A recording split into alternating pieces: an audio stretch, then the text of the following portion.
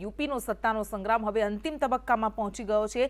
માત્ર એક જ તબક્કામાં ઉત્તર પ્રદેશમાં મતદાન બાકી છે। 7 તારીખે મતદાન થવાનું છે। ત્યારે વારાણસીમાં પ્રધાનમંત્રી મોદીએ ભવ્ય રોડ શો કર્યો। કાશી વિશ્વનાથ સુધી 5 કિલોમીટરનો ભવ્ય રોડ શો કર્યો। મોટી સંખ્યામાં લોકો આ રોડ શોમાં ઉમટી પડ્યા હતા। મલદહિયાથી 80 ઘાટ સુધી રોડ શોનું આયોજન કરવામાં આવ્યું। તો એક જ તબક્કામાં હવે જ્યારે મતદાન બાકી છે ત્યારે તમામ પક્ષો કમર કસી રહ્યા છે। ઉત્તર પ્રદેશની જનતાને જીતવા માટે આજે પ્રધાનમંત્રી નરેન્દ્ર મોદીએ ભવ્ય રોડ શોનું આયોજન કર્યું। રોડ શોમાં સામેલ થયા હતા અને તેમાં જનમેદની ઉમટી પડી હતી। માલદહિયાથી 80 ઘાટ સુધી આ રોડ શોનું આયોજન કરવામાં આવ્યું હતું। તમામ પક્ષના નેતાઓ આ તબક્કાને લઈને અત્યારે પ્રચાર કરી રહ્યા છે, કમર કસી રહ્યા છે, એડી ચોટીનું જોર લગાવી રહ્યા છે। તમામ પક્ષોના દિગ્ગજ નેતાઓ અત્યારે પ્રચાર કરી રહ્યા છે, તેમાં પ્રધાનમંત્રી મોદીનો પણ સમાવેશ થાય છે। તેમણે પણ આ ભવ્ય રોડ શોમાં પ્રચાર કર્યો હતો, ભવ્ય રોડ શો થકી પ્રચાર કર્યો હતો અને મોટી સંખ્યામાં દ્રશ્યોમાં આપ જે રીતે જોઈ રહ્યા છો કે જાણે કે આ જનમેદની ઉમટી હતી અને આ સાથે જ આ એક સંદેશ આપવાનો પ્રયાસ થયો હતો। શક્તિ પ્રદર્શન કરવામાં આવ્યું હતું ભારતીય જનતા પાર્ટી દ્વારા કે હજુ પણ યુપીની જનતા તેમની સાથે છે।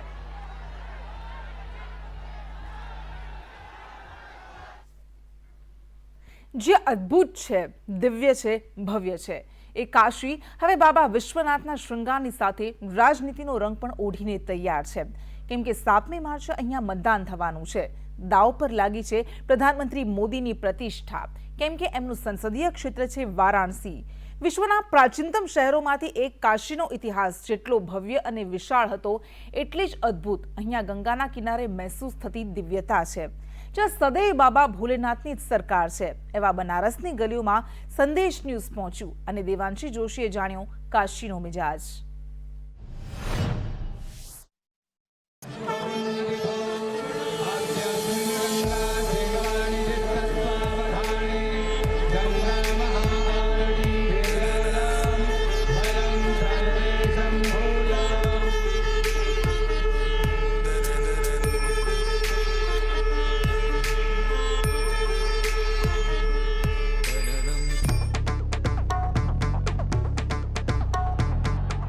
કાશીની રાજનીતિ તો હવે દુનિયા સુધી પહોંચી છે, કેમ કે પ્રધાનમંત્રી જે ક્ષેત્રના સાંસદ હોય તેનું મહત્વ એમ પણ વધી જાય છે। પણ આ રાજનીતિથી એ વિશેષ છે કાશીના શિવ।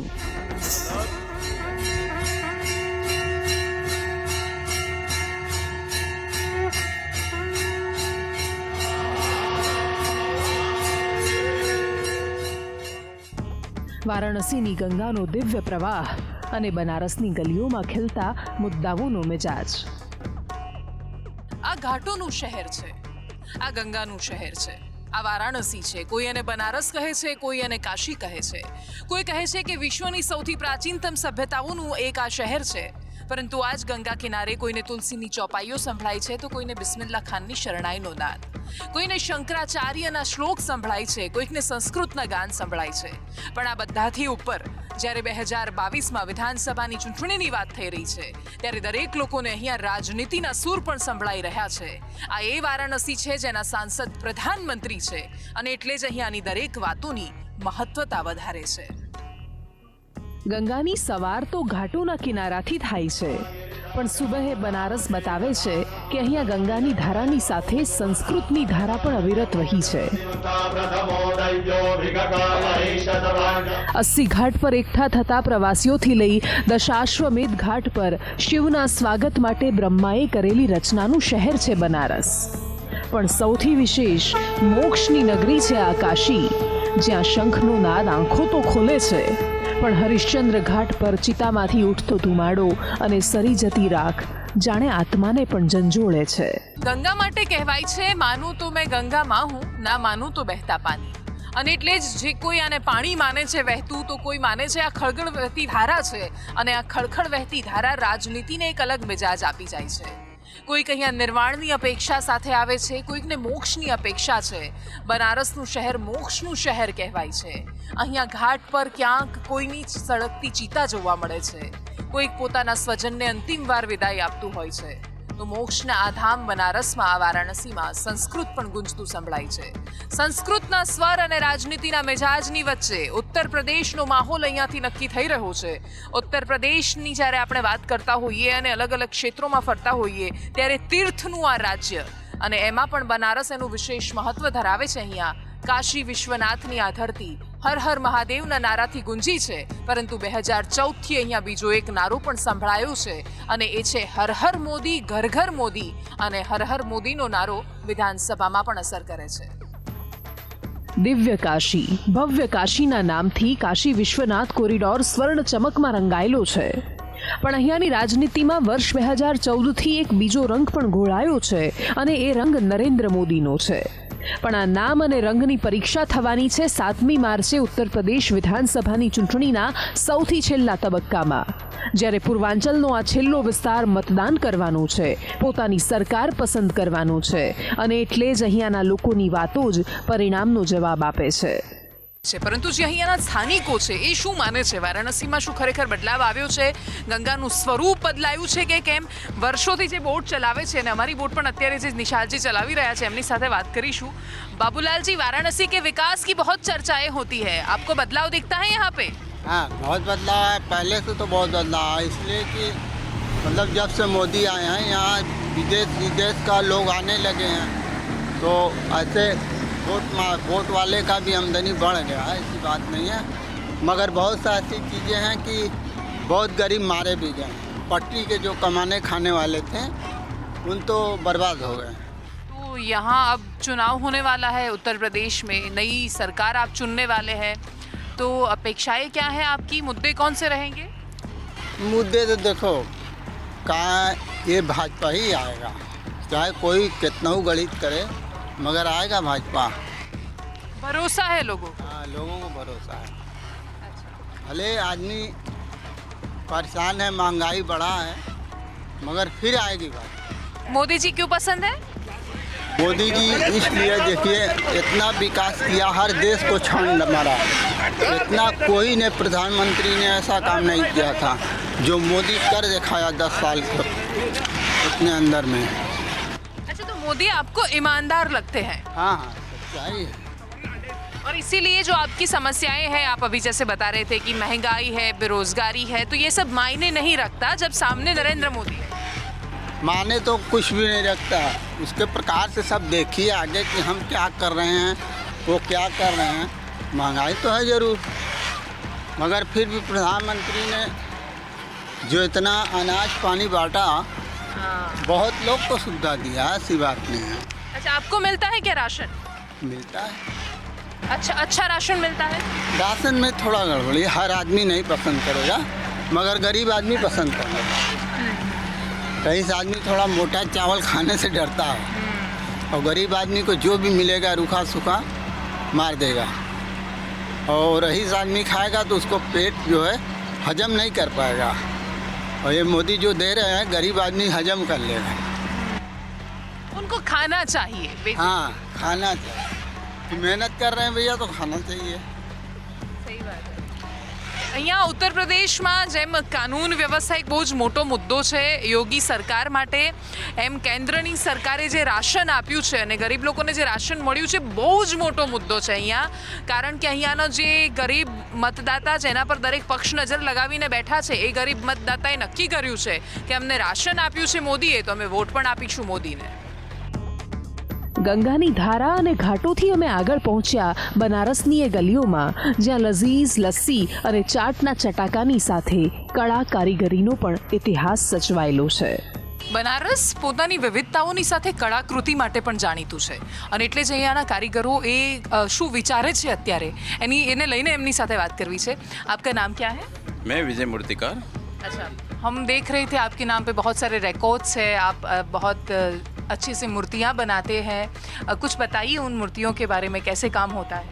देखिए, जो हमारी परंपराएं हैं ये बहुत प्राचीन हैं, और ये हमारे बड़े बुजुर्ग जितने हमारे पिताजी, दादाजी, परदादा जी इसको सजो के रखे हैं, और हम लोग जो पूरा समस्त परिवार इस कार्य में लगे हुए हैं. जैसे अभी हमारे बड़े भैया ने आपको कुछ काम दिखाया, तो जो चीज़ हमारी धरोहर है इन्हें कैसे हम बचा सकते हैं और कैसे इस पर हम काम कर सकते हैं, क्योंकि ये चीज़ें लुप्त हो जाएंगी. ये अगर आगे पीढ़ी नहीं करती है तो ये सब चीज़ें नहीं रह सकती है. तो हम लोग इसमें डूब के काम करते हैं। इतना परिश्रम करने के बाद भी जो आत्मिक जो संतुष्टि मिलती है हम लोगों को ना, वो सबसे ज़्यादा मिलता है, क्योंकि हम प्रभु की सेवा में लगे हुए हैं। धन तो सेकेंडरी सब कमा रहे हैं, लेकिन हम लोग प्रभु के साथ मिलके काम करते हैं। जो प्रभु की मूर्ति हम आदिकाल से बना रहे हैं, तो इसमें हम लोग को बहुत आनंद आता है। बहुत सारी इस देश में परंपराएं थी, लेकिन जो पीढ़ियाँ दर पीढ़ियाँ आगे नहीं बढ़ी और फिर वो लुप्त हो गई। आपके पास जो कला है वो सबके पास नहीं होती, आपको तो पीढ़ियों से मिला है। जैसे ये अब देखिए, ये आप काशी में हैं, और काशी के ये जो 4 दिशाओं में नाग बनाने का जो प्रथा है, ये बहुत प्राचीन है। ये सब लुप्त हो जाएगी, लेकिन इसको हम लोग सजो के रखे हैं। इसका बहुत बड़ा मीनिंग है। जैसे किसी को काल सर्प योग की जो होती है चीज़ें ना, तो इसका दर्शन माता और नर्वेश्वर लगाने से, इसकी जो है पूजन करने से उनकी काल सर्प दोष मुक्त हो जाएगा। ये 84 घाट पूरा मैंने 2 वर्षों में पूरा किया। बहुत सुंदर है। और इसमें जैसे मेरे ऊपर देखिए, ये सब बनी हुई पेंटिंग्स हैं। हाँ। मैं अनवरत इस कार्य को लगातार करता रहता हूँ। आप बैठते होगे वहाँ घाटों पे ऑन द स्पॉट, और मेरे साथ काफ़ी स्टूडेंट होते हैं जिनको मैं करता हूँ, साथ में उनको सिखाता भी हूँ। और मेरे भैया जैसे मूर्तिकला में वो सिखाते हैं लोगों को।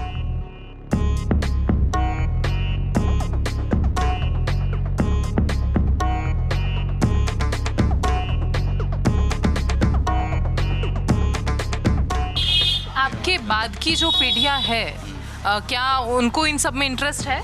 देखिए, अभी मेरी 2 बेटियां हैं और ट्विंस हैं, और वो बहुत इंटरेस्टेड रहती क्या हैं, बात? और वो शंखनाद करती हैं। 3 वर्ष की हैं। 3 वर्ष की है और शंखनाद करती जी हाँ। ये बनारस की विशेषता ये है कि हम जैसे बहुत सारे शहरों में जाते हैं, लेकिन ऐसा हमें नहीं मिलता कहीं पे भी। देखिए, यहाँ का फक्कड़पन और यहाँ का अल्हड़पन जो है ना, वो पूरे धरती पे ही नहीं मिलेगा, क्योंकि बाबा विश्वनाथ की नगरी ही अड़बंगी है। आपको किस भेष में कौन मिलेगा पता नहीं है। कमल के ऊपर जो है, कमल में शिवलिंग बनाया, ठीक। ये मेरा एक इंडिकेशन है, लोगों को संदेश देना है। कमल का फूल पसंद है आपको? कमल आप खिलाओगे तब शिव आएंगे काशी में, ठीक। और दूसरा चीज़, मैंने एक साक्षात कमल पे शिवलिंग को खिला दिया है। ये भी बड़ा रूप है, ठीक है। और इसमें मैंने एक स्टोन का ही त्रिशूल किया हूँ, ठीक है। ये मेरा फीलिंग है, ठीक। अच्छा, और ये आपका संदेश भी ये है? मेरा संदेश है कि कमल खिलाओ, काशी में शिव आने चाहिए। કાશી में शिव तो है ही है, लेकिन पूरा फ्रीडम से नहीं है। દરેક શહેરની એક અલગ ઓળખ હોય છે. એમ બનારસમાં વુડન હેન્ડીક્રાફ્ટ, કાસ્ટ પર થતી કારીગરી અને એનું જે આસપાસનું એનું આર્ટ, જે કળાવર્ક છે, એના કારણે ઘણી બધી પહેલાં એવી વાતો સાંભળવામાં આવતી હતી કે સમસ્યાઓ આવી છે. ચૂંટણીનો માહોલ છે, ઉત્તર પ્રદેશમાં મિજાજ જામેલો છે, ત્યારે સમજવાની કોશિશ કરીશું. એક દુકાનમાં આપણે છીએ અને ત્યાં બધી બહુ સરસ સરસ વસ્તુઓ દેખાઈ રહી છે. એના માલિક સાથે વાત કરીશું. आपका स्वागत है. आपका नाम क्या है? मेरा नाम मुकेश अग्रवाल है। अच्छा मुकेश जी, ये सब क्या है? ये चीज़ें पहले ये समझना चाहेंगे. ये वुडन हैंडीक्राफ्ट, ये क्या होता है? पहले ये हाथ से बनते हैं। हम आपको एक पीस सैंपल दिखाते हाँ हैं। जी हाँ जी, आ जाइए. हाँ, पहले एक वर्कर इसको वुड से बनाता है। ये देखिए, इसको पहले वुड से बनाता है। अब फिर ये दूसरा वर्कर इसको पेंट करेगा। हम आपको इसका सेम पेंटेड पीस भी दिखा रहे हैं। આ લાકડામાંથી કોતરવામાં આવ્યું છે, પછી બીજા વર્કર હોય એ આને રંગ ચઢાવતા હોય છે, કલર કરતા હોય છે, અને પછી બહુ જ સુંદર અને અદ્ભુત પીસ આમાંથી તૈયાર થતા હોય છે. ये अच्छा, ये सेम पेंटेड चीज़। है? हाँ, अच्छा, ये अभी ये एक वर्कर बना के दे गया है। अब ये एक वर्कर हमको दे गया है, अब उसको उठा के हमको दूसरे वर्कर से पेंट कराना है। अब जो वर्कर बनाता है उसको पेंट करने नहीं आता है, तो उसका हम लोग को पूरा सहयोग करना पड़ता है वर्कर्स के साथ। कैसे बनाना है, क्या करना है, पूरा हम लोग को उसमें सपोर्ट करना रहता है। और यहाँ के विधायक स्थानीय वो है, अच्छे काम करते हैं वो लोग या? नहीं, विधायक हैं, सही काम करते हैं, उतना बेटर, लेकिन मोदी जी को उनको करना चाहिए। उनके साथ बैठ के, उनको बैठक करके उनको पूरा आइडिया लेना, हाँ, आइडिया लेना चाहिए मोदी जी को। अच्छा, अब क्या होता है, कभी कभार क्या होता है, जैसे मान ली मोदी जी आ रहे हैं, वो तो पहले से उनका प्रोटोकॉल रहता है, तो उस एरिया को सही कर देते हैं। लेकिन मोदी जी को क्या करना है, कभी बाय अगर उनका हो पाए तो देखिए, वो का भी प्रोटोकॉल है, अगर हो पाए तो अल्टरनेट उनको कहीं निकल जाना चाहिए। तो समझ में आएगा। समझ में आएगा कुछ कि यहाँ के विधायक थोड़ा काम गड़बड़ तो है। अब ओवरऑल काम हो रहा है, लेकिन बस कभी कभार जैसे मोदी जी को भी एक बार एक्शन लेना चाहिए अपने विधायकों के ऊपर।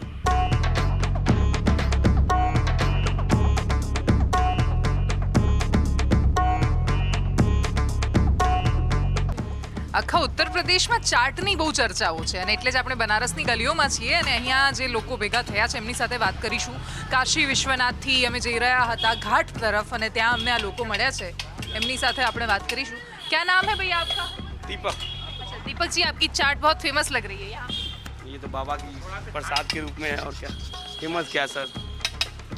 अच्छा, आपको हम चुनाव के बारे में बातें करने निकले हैं, तो हमने सोचा यहाँ पे रुक जाते हैं. कैसा चल रहा है यहाँ पे व्यापार वगैरह सब ठीक? ठीक चल रहा है. इस सरकार के काम से खुश है आप? अभी सरकार कोई भी हो, सबके काम से खुश होना ही पड़ता है. अच्छा, એટલે आपको कौन पसंद है? योगी जी पसंद है? हमें मोदी जी पसंद है. अच्छा, मोदी जी पसंद है आपको. उन्होंने अच्छा किया इस अपने संसदीय क्षेत्र में.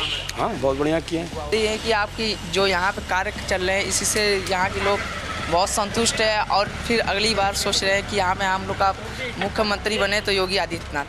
अच्छा, तो आपको योगी जी पसंद है. हाँ यू કોઈક પથ્થરને તરાશીને કમળમાં શિવને સુરક્ષિત બતાવે છે, કોઈક પોતાની 3 વર્ષની દીકરીને શંખનાદ કરતા શીખવે છે. આજ તો બનારસનો મિજાજ છે. અહીંયા કોઈક એન્જિનિયર પ્રાચીનતાની સાથે આધુનિકતા ભેળવીને પોતાનો વેપાર સ્થાપિત કરવા માંગે છે. બનારસની ગલીઓમાં ચા તો બહુ જ ફેમસ છે, પરંતુ એક અલગ નામ મળ્યું છે, લખ્યું છે એન્જિનિયર ચાયવાલા. એટલે થયું કે અલગ અલગ ચાની દુકાનો પર જઈને વાત કરીએ, પણ સૌથી પહેલાં અહીંયા યંગ જનરેશન આપણને મળવાની છે બનારસની, तो पहला एमनी साथे ज बात करिए. क्या नाम है आपका? आप बनारस से हैं? जी बनारस से ही है. स्वस्तिक नाम है मेरा. अच्छा.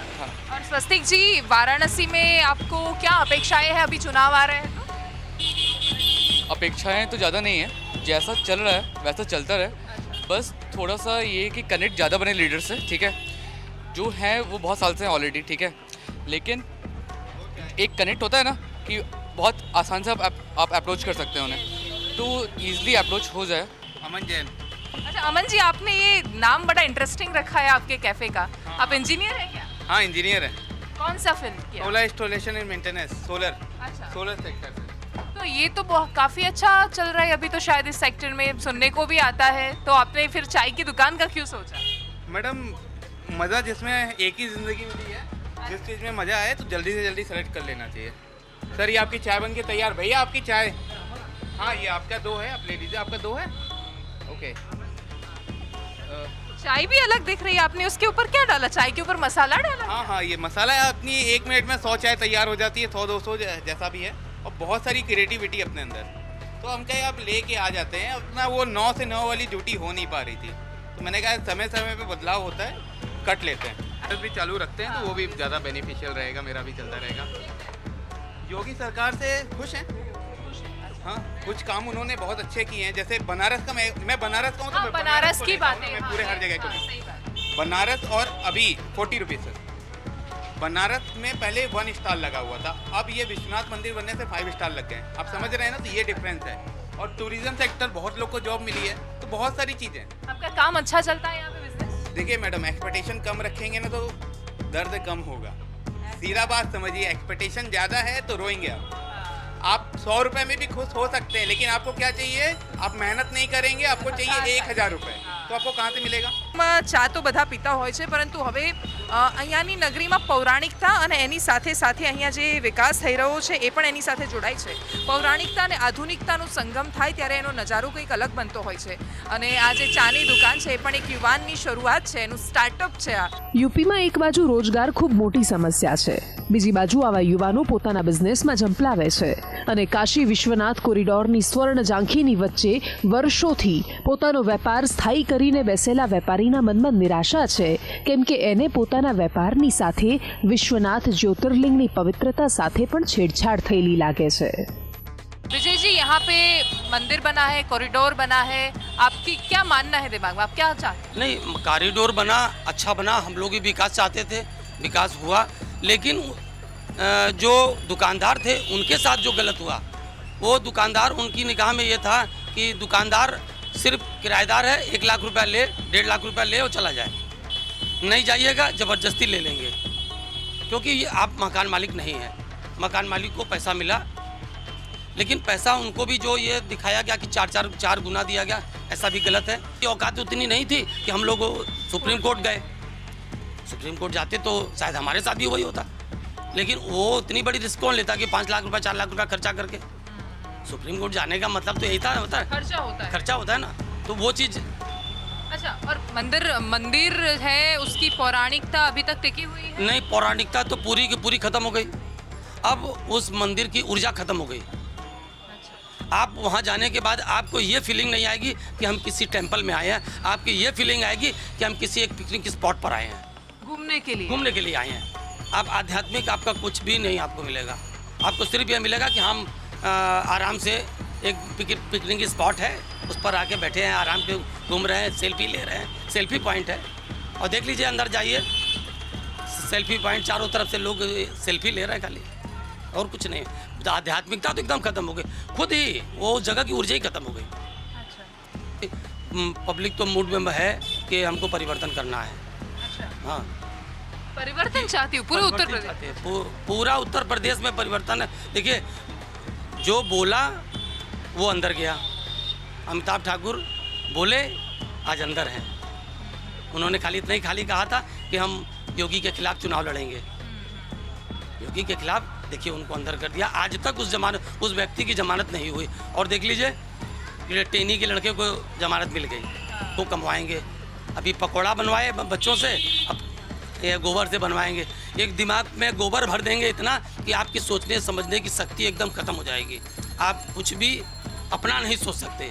जो वो बताएंगे, जब वो आपको दिखाएंगे, जब वो आपको सिखाएंगे, ये पढ़ो, उतना ही आप करेंगे। પણ આ બધી જ આશા નિરાશા તરવરાટ હતાશા દરેક દ્વંદ્વથી માણસ પર થઈ જાય છે જ્યારે એ ગંગા કિનારે થતી આરતીમાં આવે છે।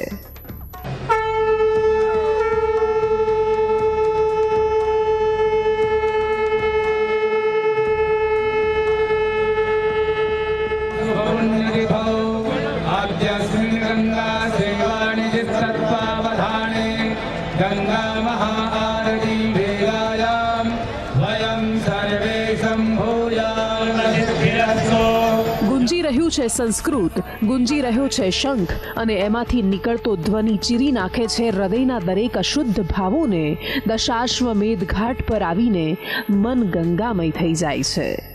ઉત્તર પ્રદેશની રાજનીતિ અને એની તિખાશની વાત આપણે હંમેશાથી કરીએ છીએ, પરંતુ હું અત્યારે જ્યારે વારાણસીની પવિત્ર ધરતી પર છું અને પાછળ ગંગા આરતીની તૈયારીઓ થઈ રહી છે। માં ગંગા જેના શરણે આવશે ને બધું જ સારું થઈ જશે એવું કહેવાય છે। દેશ વિદેશથી લોકો અહીંયા આવે છે। વિદેશથી આવેલા લોકો જાણે ગંગાની ધૂનમાં, શિવની આરાધનામાં જ્યારે એ વિલીન થઈ જાય છે અને એવું વિચારે છે કે જાણે અહીંયા જ એમને શરણ મળવાનું છે, અહીંયા જ એમને મુક્તિનો અહેસાસ થવાનો છે। ભારતીયો પણ આવે છે, અનેક રાજ્યોમાંથી આવે છે, અને જ્યારે આ સ્થળ પર આવે છે ત્યારે મનમાં રહેલી દરેક કડવાશ કદાચ એમના મનમાંથી નીકળી જતી હશે। અહીંયા રહેલા કોઈ જ માણસના મગજમાં અત્યારેના રાજનીતિનો વિચાર હશે ને આવનારી સરકારોનો વિચાર હશે, કારણ કે એ તો અત્યારે ગંગાધામમાં અત્યારે શિવની નિકટ અત્યારે છે, અને એટલે જે પોતાને શિવની નિકટ હોવાનો અનુભવ કરે છે, જીવ અને શિવના મિલનની વાતો કરે છે, અને એટલે જ અહીંયા સરકારો બદલાશે કે નહીં, નેતા બદલાશે કે નહીં, કશું જ નથી ખબર, પણ આ બનારસમાં જ્યારે પણ આવીશું ત્યારે ગંગાની પવિત્રતા એ અકબંધ રહેવાની છે અને એ યુગો સુધી રહેવાની છે।